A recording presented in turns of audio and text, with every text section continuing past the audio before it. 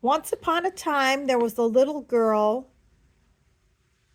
Whenever her mother would say, I wish somebody would fix me a nice cup of tea, the little girl would run into the kitchen and prepare the nice tea. And boom, the tea would appear. When her dad wondered where he left his keys, he would say, I wish somebody would find my keys. And the little girl took it as her signal to start searching for the keys. And boom, the keys were found. At school, the teacher had her head facing the blackboard.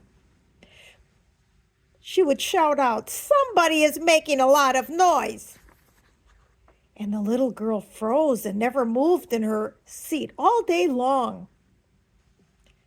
At the store, a lady found a $10 bill. She said loudly, somebody lost this. And the little girl thought it must be her that the lady was talking to. There was a raffle at that very store, and the girl entered it using the $10 bill. Since she didn't know any name to call herself except somebody. When the man took the winning ticket out of the bin and announced, it's somebody's lucky day, and somebody just won $1,000. The little girl went up with her ticket and handed it to the man. He ripped it up without looking carefully at it and announced the winner and gave the little girl $1,000. The little girl got home and told her mother that she had won the money. Somebody's sure lucky in this family, her mother cried with joy. Happily, the little girl went into her room. The tag on her sweater was bothering her, and she went to cut it off. There she saw the name Petite sewn on the label. That must be my real name. She remembered her aunt saying, my, she sure is petite. Yes, now I remember, the little girl wondered. Then the man in the shoe store said to my mom, she's petite. I have these traveling shoes made just for her. The little girl believed he meant that the shoes were made for walking and adventure. And that's what she decided to do that very day.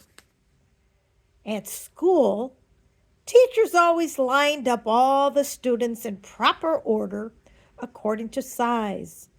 Petite always goes first, the teachers would always announce. And so it was. Petite would always be first. The petite girl was always me. That must be my name, the little girl questioned. She was now getting confused about what her real name was, so she answered to both. Someday, somebody is going to notice who I really am, the little girl announced and promised to herself that very day that her life was going to be an adventure. But besides not ever really knowing her name, she found out by chance that she was invisible. There were mirrors, but she didn't know what they were for. She never saw or looked for her reflection in glass or in still water, and she didn't even know what a reflection was. She wondered why the girls at school rushed to the bathroom. They were all putting on lipstick or doing up their tangled hair. She never looked closely at them, and they never paid attention to her because, after all, she was, by the way, invisible. Strange, why didn't she have any friends? What could she do to keep busy? Playing with dolls was ridiculous. Pulling weeds was no fun. But her dad had a special magic box that he enjoyed and was up for hours with it. She asked if she could watch what he did with the box that kept his attention long into the night. He showed her how it worked and let her take it out that very Saturday. The magic box was truly magic. It had a life of its own. It directed the girl to go and see things that she never paid attention to before.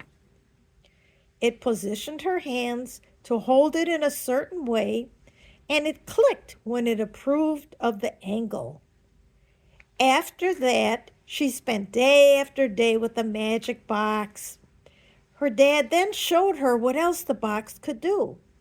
He told her about the dark room and showed her how more magic could happen once the box was opened and the roll of paper inside it was exposed to chemicals.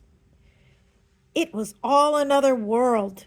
She no longer needed any company. She found a real friend. Somebody had better show up and do some work around here, the grumpy old man said. He ran the soda shop, the coolest place to hang out in town.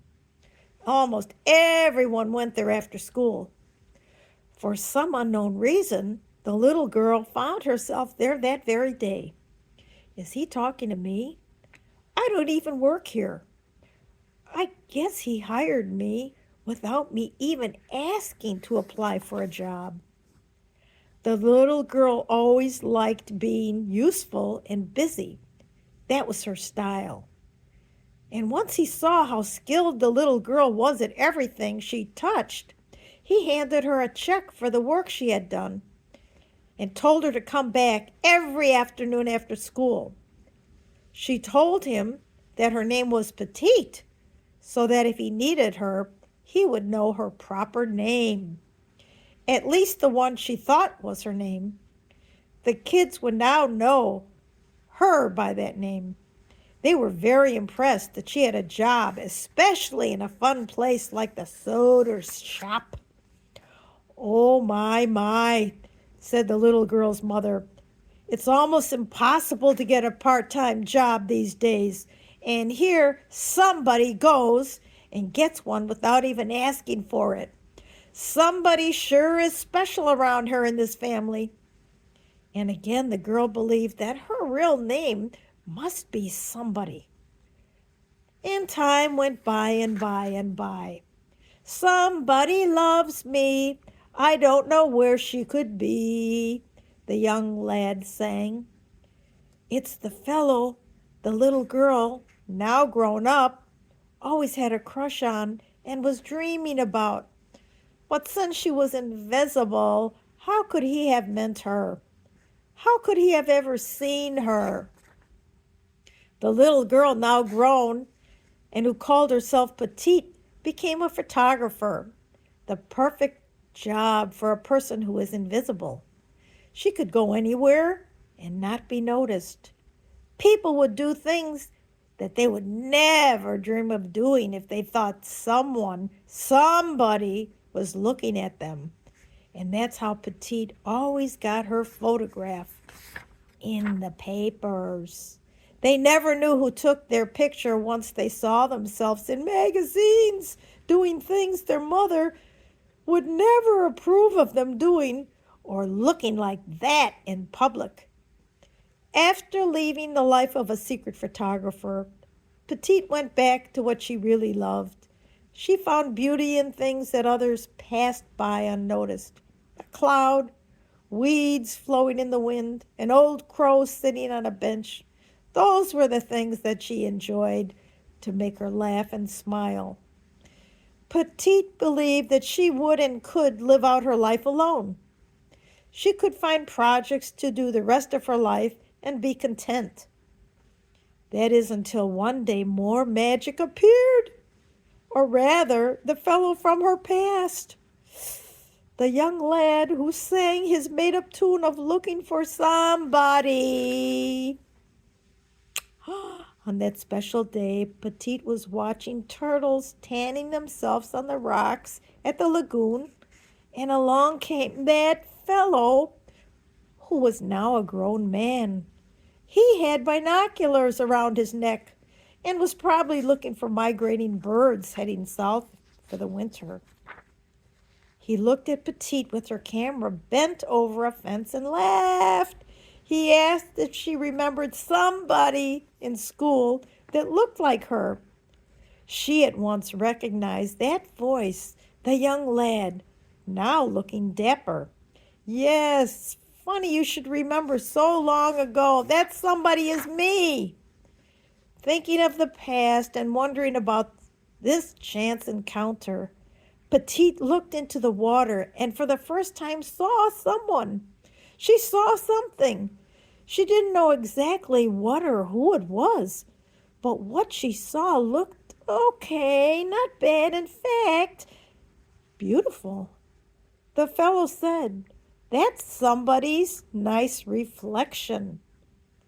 Well, if he likes his magic binoculars and I like my magic black box, maybe we could somehow, some way, someday have a date. He might even wonder if somebody could be attracted to him too.